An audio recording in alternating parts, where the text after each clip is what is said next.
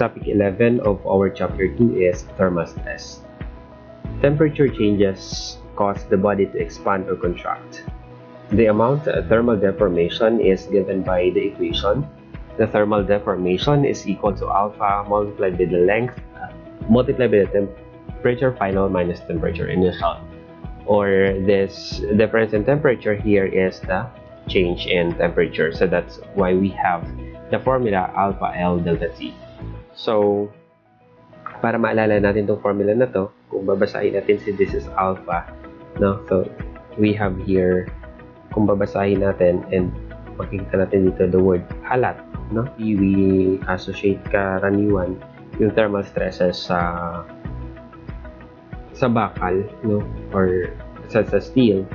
So, if we have a steel rod, no, na medyo kinakalawang na, no? So, kung gusto mo siyang tikman and try mong dilaan, so, hindi mo naman gagawin yun, no? And ano malalasahan mo? Maalat, diba? So, yun yung formula natin. Alat. Okay, so this alpha here is the coefficient of thermal expansion. The unit here is meter per meter degree Celsius, or sometimes hindi na to pinapakita yung meter per meter, and this is expressed as per degree Celsius. So if and L is the length in meter, the TI and the TF are the initial and the final temperatures respectively in degree Celsius also. For steel, the coefficient of thermal expansion is equal to 11.25 times 10 to the negative 6 meter per meter degree Celsius.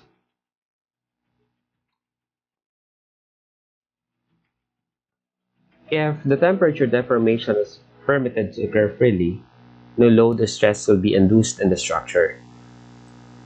In some cases where temperature deformation is not permitted, an internal stress is created.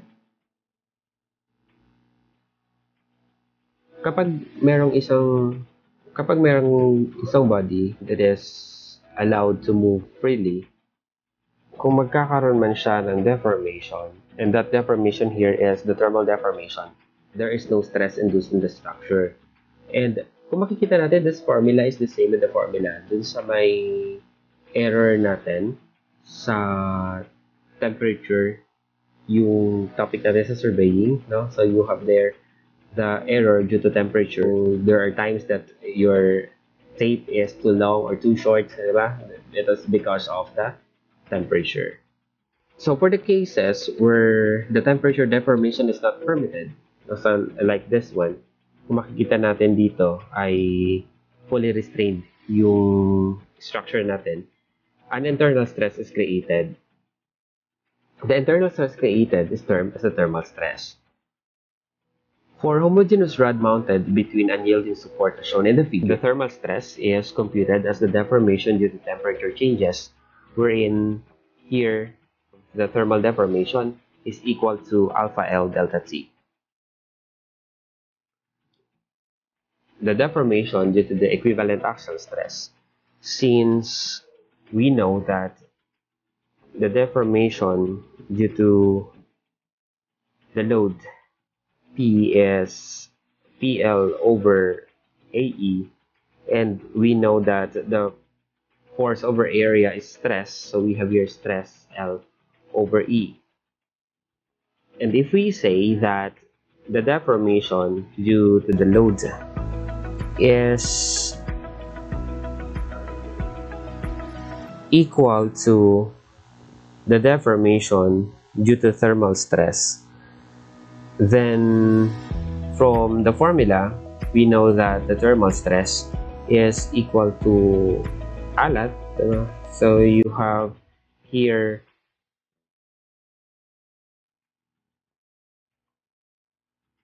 so substitute natin dito, and we have here the stress L over E.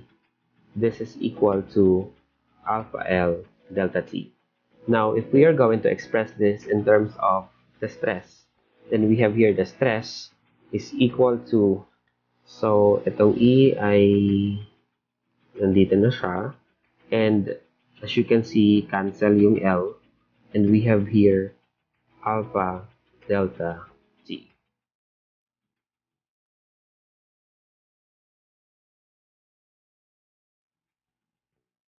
So in here, the sigma is the thermal stress in megapascal. The E is the modulus of elasticity of the rod in megapascal. So if in this case, if the wall yields at a distance x as shown in the figure, the following calculations will be made. So if the wall yields, so ibig sabihin from this figure here, we know that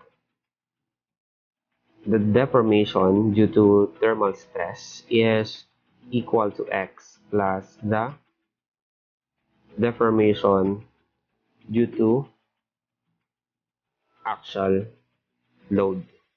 And we have here x plus the deformation, it is sigma L over E, wherein the sigma here, it represents the thermal stress. So take note that the temperature rises above normal, the rod will be in compression, and if the temperature drops below normal, the rod is in tension.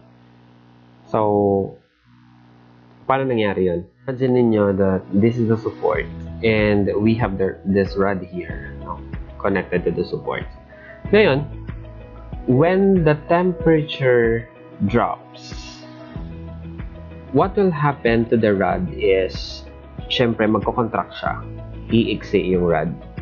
So, kapag iiksi yung rod, the force, this rod will be under tension, So, this is what happens. Kaya sinasabi dito that when the temperature drops below the normal, the rod is in tension. So, what will happen naman if the temperature rises above normal? So, the tendency is, so the temperature rises above normal.